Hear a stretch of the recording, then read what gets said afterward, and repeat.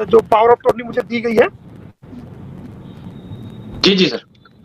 तो मेरे पास तो आज दूसरा तीसरा भी नहीं है, और अभी तो मैं इसको सिर्फ वाच ही कर रहा हूँ, क्योंकि मैं दूसरे कई कई मुकदमात में अभी काफी बिजी हूँ, और अभी 3-4 लोगों को जेल से बाहर निकलवाया है, बड़े केसेस थे वो, तो उसमें काफी बिजी रहा मैं।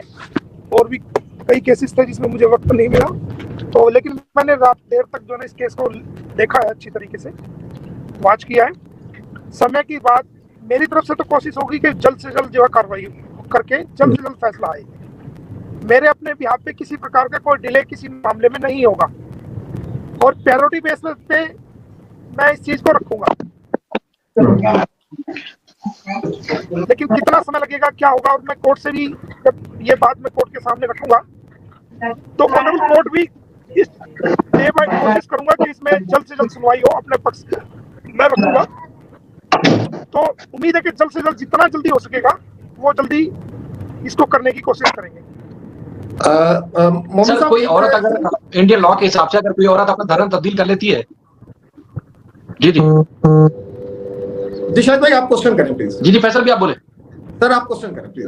मैं ये सवाल कर रहा था कि अगर इंडियन लॉ के हिसाब से अगर कोई औरत इस तरह चली जाती है जिस तरह सीमा चली गई है, तो क्या कोई कानून इस तरह उसको इख्तियार देता है कि वो इस तरह रह सके, जिंदगी गुजार सके? और ये भी क्या है कि उसका पीछे किसी के हक नहीं है, वो ना जेल में जा सकती है और लोगों के जज्बात मजरूह करती है। कोई और हिंदू औरत या कोई और मुस्लिम औरत या कोई और इस तरह औरत को इख्तियार होता है? देखिए, पाकिस्तान में भी जो कानून पढ़ाए जाते हैं वो कानून वो सेम ही तो है। भारत और पाकिस्तान के कानून सेम ही तो है, सिर्फ वहाँ का कॉन्स्टिट्यूशन अलग है, और यहाँ इंडियन पैनल कोड है, वहाँ पाकिस्तान पैनल कोड है, सीआरपीसी सेम है, एविडेंस एक्ट सेम है, और ये वही किताबें हैं जो यहाँ पर पढ़ाई जाती है वो वहाँ पर पढ़ाई जाती है। लेकिन वहाँ मुल्क के मुताबिक वो चेंज कर दिया। कानून सब दोनों देशों में एक जैसे ही है, खासकर आईपीसी में, यहाँ पर आईपीसी में है मामला, फॉरेन एक्ट में है, पासपोर्ट एक्ट में है, और वहाँ पर भी यहाँ इंडियन पैनल कोड के मुताबिक मामला है, वो सीआरपीसी का मामला है, और आपके पाकिस्तान में पाकिस्तान पैनल कोड के मुताबिक ये सेम है।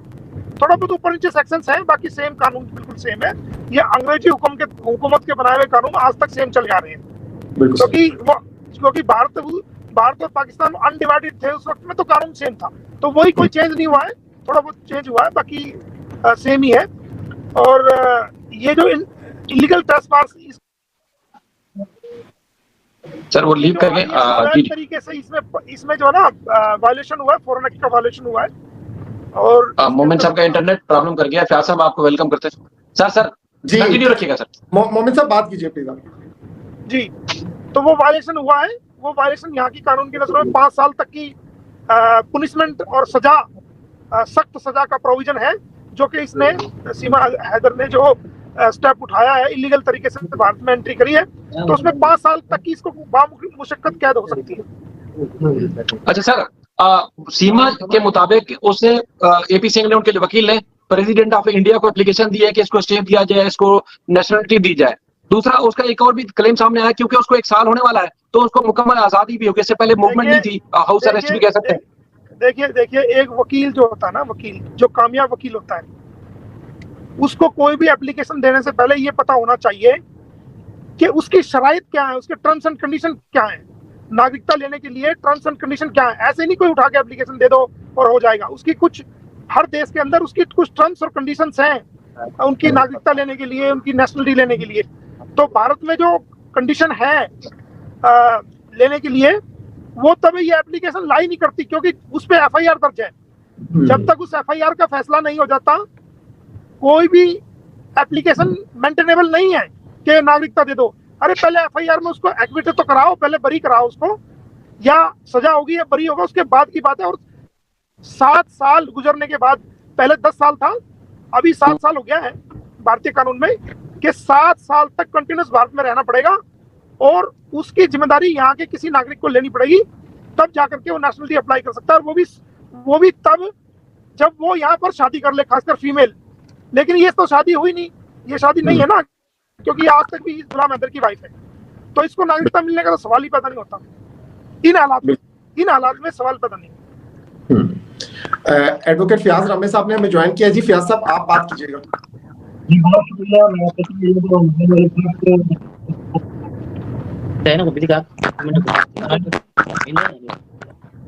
फयाज भाई आपकी आवाज का इशू आ रहा है, बंद है ना, ओके सर 1 मिनट के लिए बंद। अभी क्लियर है मेरी आवाज? जी आप बेहतर है, बात कीजिए।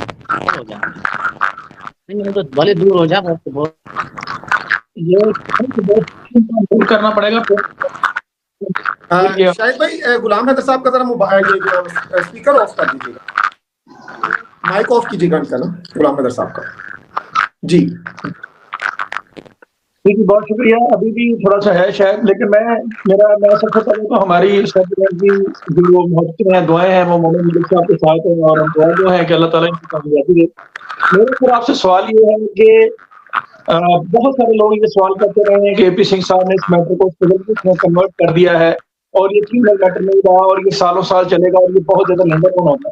तो मेरा ये सवाल आपसे ये है कि नोएडा पुलिस ने जो एक एफआईआर दर्ज की थी 90 डेज के बाद उसका चार्जशीट का क्या तरीकाकार होता है, उसकी चार्जशीट क्यों नहीं फाइल की गई और उस हवाले से आप क्या स्टेटमेंट देंगे?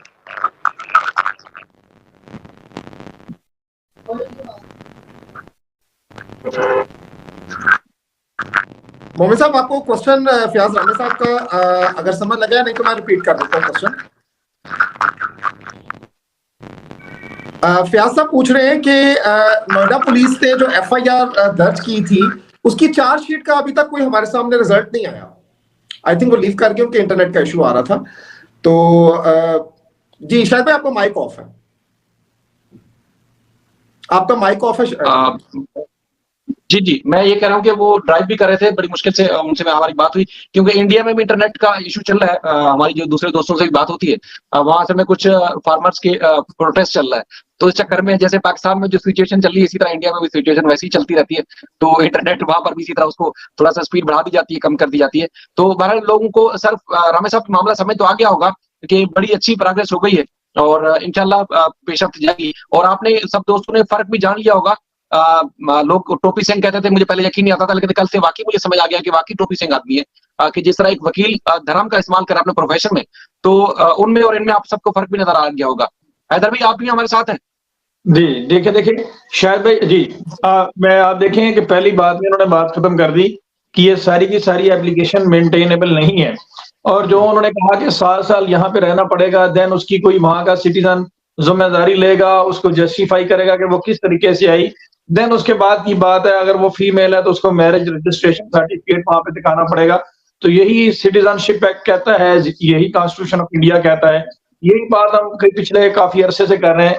लेकिन अब चूंकि मोमिन मलिक साहब ने ज्यादा क्लियर तरीके से उस चीज को एक्सप्लेन किया है, तो ये एपी सिंह साहब तो यूट्यूब पे जिस तरह से मर्जी केस लड़ते रहे हैं, जो मर्जी कहते रहे, वो उनका एक अपना तरीकाकार है, लेकिन प्रैक्टिकली इसी तरह से होना है जिस तरह से मोमिन मलिक साहब ने बताया।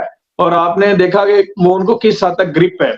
और अभी बहुत सारे लोगों का ये सवाल था ना कि सिविल में कन्वर्ट हो गया और ये 15 साल चलेगा, 20 साल चलेगा, वो उनका इंटरनेट का थोड़ा इशू हो गया। अगर वो हमारे साथ रहते तो अभी आपने देखना था कि वो इस चीज का जवाब कैसे देते, क्योंकि मैं तो वो जवाब जानता हूँ, लेकिन मैं चाह रहा था पब्लिक के लिए कि उनके मुंह से वो जवाब सुना जाए कि वो इस बारे में क्या व्यू रखते हैं।